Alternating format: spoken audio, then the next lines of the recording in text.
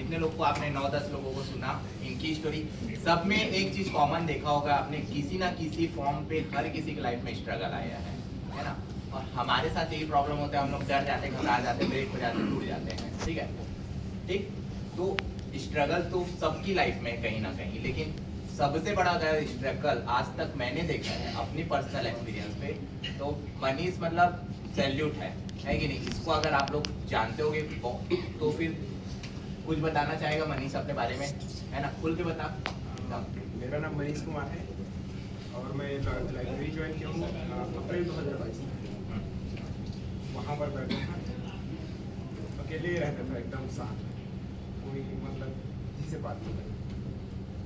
उसके बाद ऐसे माहौल बनता गया, फिर अंशु भैया के पास फिर बताया कि ऐसा प्रॉब्लम है, घर से पैसा वैसा नहीं आता है और ठीक है, तो आधा पेमेंट दे देना बोला, कंटिन्यू देता था। उसके बाद फिर और स्ट्रगल बढ़ते गया, उसके बाद फिर भैया भी एक दिन और आया भैया के पास, भैया रेफर नहीं कर पा रहा हूँ पैसे से, पूरा ठीक है। तो वहाँ पर 2024 में ये वाला लाइब्रेरी बना, तो वहाँ पर मैं एक सीट मांगा, भैया मेरे को सीट दे दो, मैं जितना भी लाइब्रेरी का फैन मैं पंखा वंखा लाइट सब खोलूँगा, बंद करूँगा, हर चीज़ कर दूँगा, जाने के बाद पंखा भी बंद कर दूँगा, ऐसा पूरा ठीक है। तो सीट दे दिए, मैं कंटिन्यू पढ़ता गया। मेरा मेन फोकस तो एसआई था, एसआई की तैयारी के लिए आया। उसके बाद एसआई मेंस लिखा, फिजिकल में नाम मिला, उसके बाद एकदम से टूट गया। फिर घर जाने वाला, देखो मैं आप लोग को अच्छे से बता रहा हूँ, जो घर से मेरे पैसा वैसा नहीं आता था। मैं हर मंथ में लगभग 7 से 8 दिन यहाँ जो सैलरी है वहाँ मैं मजदूरी करने जाता हूँ, अभी भी जाता हूँ। कल भी जब रिजल्ट आया है तो ये तिफरा के पास में रात के 10 बजे काम कर रहा था, इसको पता भी नहीं था कि रिजल्ट आया। मैं काम करने जाता हूँ, वही घर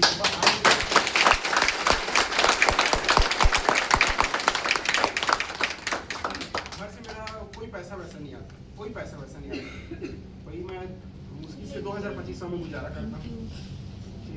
और जो भी होगा भैया बताएगा, विकास भैया सामने भैया बोल आओ ना, ठीक है खड़ा हो बोल। यहाँ बस आ जाओ ना, एक ही बात करो ना, ठीक है। देखो ऐसा है कि जब ये बता रहे हैं, है ना, ये बात सही है कि ये पहले बार आए तो आपको किसी से पर्सनल हम उसकी लाइफ स्टोरी तो नहीं जानते कि वो कहाँ है, क्या है, कैसा है। जब तक हमको नहीं पता चलेगा हम कैसे उसकी हेल्प कर पाएंगे किसी को। और दूसरी चीज़ ये कि ये बहुत खुददार इंसान है, बहुत खुददार। मतलब बात ये नहीं कि लाइब्रेरी फ्री करना हमारे लिए कोई बड़ी चीज़ नहीं, लेकिन हम किसी को डिजर्विंग को चाहते हैं, है ना, जो सच में डिजर्व करे, जो सच में ऐसा स्ट्रगल फेस करे, है ना। और बात ये होती है कि आप दुनिया की सारी चीज़ें कर रहे हो, लाइब्रेरी में आया तो भैया 100 रुपये कम कर दो, 200 रुपये कम कर दो, तो होता क्या है, जो फेयर चार्जेस है वो सबके लिए इक्वल है। अगर ये दे सकता है तो सब दे सकते हैं, ठीक।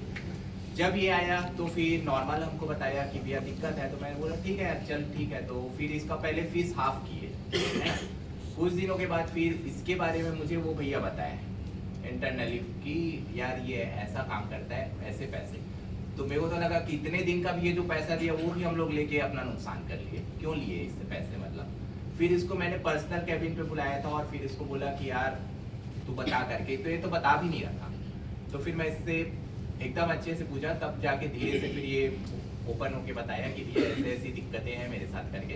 तब फिर मैंने इसको बोला कि ठीक है अब तू सामने की लाइब्रेरी पे एक सीट रख ले और वहाँ पर बैठ के आराम से पढ़ाई कर। जब तक तू यहाँ है बिलासपुर में, इस चीज़ को भूल जाना कि पढ़ाई से रिलेटेड अगर तेरे को कोई भी साधन संसाधन चाहिए होंगे तो तुम हमसे बिल्कुल खुल के बोलो, है ना। आज तक ये बंदा उसके बाद भी बोला नहीं है कि कभी बुक लेना है, क्योंकि ये खुद से किया है। हम जब भी हम बीच बीच में इससे मिलते थे तो हम इसको पूछते रहते थे कि यार कुछ चाहिए, कुछ लेना है, नहीं बोलता था। खाली पैर आता था, इसको बोलता था भाई तू जूता ले ले, चप्पल ले ले, नहीं चलूंगा बोलता था, ठीक। इसको साइकिल पैदल आता था, ये उतने दूर से, मतलब समझ लीजिए ब्रिज के उस पार ये कहीं रहता था, वहां से पैदल आता था, ठीक है। दिन भर काम करता था, शाम को आता था और रात में 10 बजे, मतलब इसकी ड्यूटी थी। हम लोग इतने फ्री हो गए थे कि ठीक है मनीष है यार, बंद हो जाएगा हमारा लाइब्रेरी, है ना। हम लोग तो पूरा फ्री रहते थे, ठीक। और ये प्रॉपर अपनी ड्यूटी पूरी भी करता था बराबर ईमानदारी से। आता था और इसको फिर बीच में बोले कि ले ले यार, तो नहीं, ठीक। फिर इसको जबरदस्ती एक साइकिल हाँ, तो जबरदस्ती एक साइकिल लेवाए, ठीक है।